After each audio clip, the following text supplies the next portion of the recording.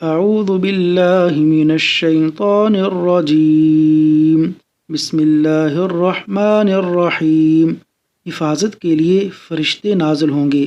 رسول اللہ صلی اللہ علیہ وسلم نے فرمایا، جو شخص نماز مغرب کے بعد 10 بار یہ کلمات پڑھ لے، لا الہ الا اللہ وحدہ لا شریک لہ، لہ الملک ولہ الحمد یحیی ویمیت وہو علی کل شیء قدیر۔ تو اللہ تبارک و تعالی صبح تک اس کی حفاظت کے لیے مسلح فرشتے بھیجتا ہے جو شیطان سے اس کی حفاظت کرتے ہیں۔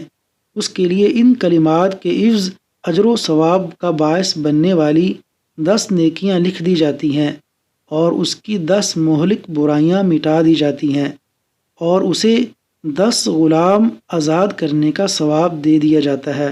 اللہ تبارک و تعالی عمل کی توفیق عطا فرمائے۔